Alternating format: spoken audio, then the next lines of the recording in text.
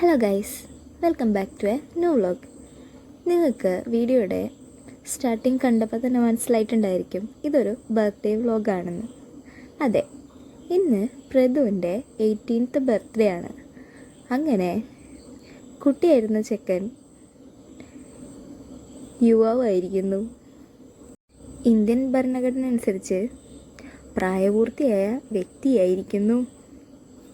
18 വയസ്സായി കഴിഞ്ഞാൽ ലൈസൻസ് എടുക്കാം എന്നുള്ളതാണ് അതിൻ്റെ ഹൈലൈറ്റ് അല്ലേ?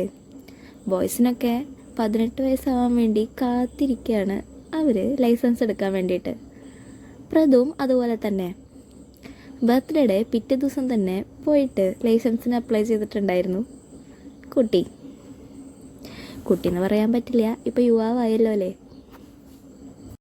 അങ്ങനെ 18th ബർത്ത്ഡേ എല്ലാവരെയും വിളിച്ച് ആഘോഷിക്കണമെന്ന് പ്രതുവിന് ഭയങ്കര ആഗ്രഹം. അപ്പം പിന്നെ ഞങ്ങളതങ്ങ് നിറവേറ്റി കൊടുത്തു. അങ്ങനെ എല്ലാവരും കൂടി കേക്ക് കട്ട് ചെയ്ത് പിന്നെ കേക്കിൻ്റെ ഡിസ്ട്രിബ്യൂഷനും കാര്യങ്ങളൊക്കെ കഴിഞ്ഞ് കേക്ക് കഴിച്ചുകൊണ്ടിരിക്കുകയാണ്. പിന്നെ ഞാൻ എവിടെയുണ്ടോ അവിടെ അലങ്കോലപ്പണികൾ എന്തായാലും ഉണ്ടായിരിക്കും. എൻ്റെ പണിയാണ് ഈ ബലൂൺ വീർപ്പിച്ച് വെച്ചതും മെഴുകുതിരി കത്തിച്ച് വെച്ചതൊക്കെ. ചെക്കനെ കുറച്ചത് ക്രിഞ്ചായിട്ട് തോന്നുന്നുണ്ടായിരുന്നു. എന്നാലും ഞാൻ പറഞ്ഞു, സാരില്ല, ഇത് നിൻ്റെ 18th ബർത്ത്ഡേ അല്ലേ, ഇത് കഴിഞ്ഞാൽ പിന്നെ വലിയ ബർത്ത്ഡേ ആഘോഷമൊന്നും ഉണ്ടാവില്ല എന്ന്.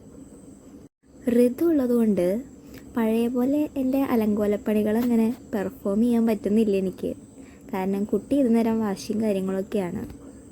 അല്ലാന്നുണ്ടെങ്കിൽ കുറച്ചും കൂടെ പൊലിപ്പിക്കായിരുന്നു. എൻ്റെ കയ്യിലുണ്ടായിരുന്ന കുറച്ച് ബലൂണുകളും ക്യാൻഡിൽസൊക്കെ കത്തിച്ച് വെച്ച് ഞങ്ങളങ്ങനെ ഒരുവിധം ഇതങ്ങോട്ട് അഡ്ജസ്റ്റ് ചെയ്തു.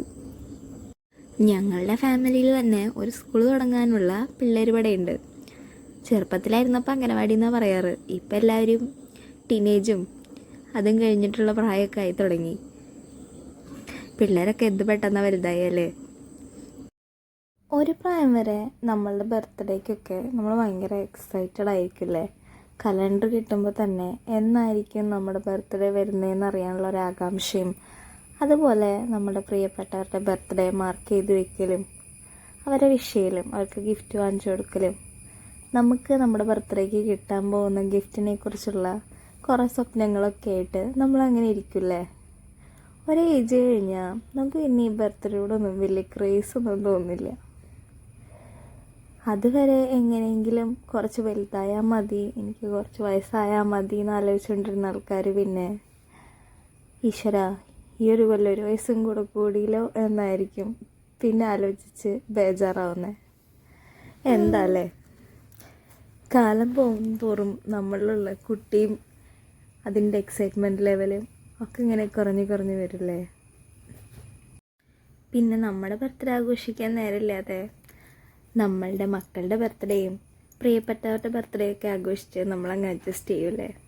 അങ്ങനെ പ്രതുവിൻ്റെ ബർത്ത്ഡേയും കഴിഞ്ഞു. ഈ കൊല്ലം നിങ്ങളുടെയും ബർത്ത്ഡേ ഒക്കെ വരുന്നുണ്ടായിരിക്കുമല്ലേ.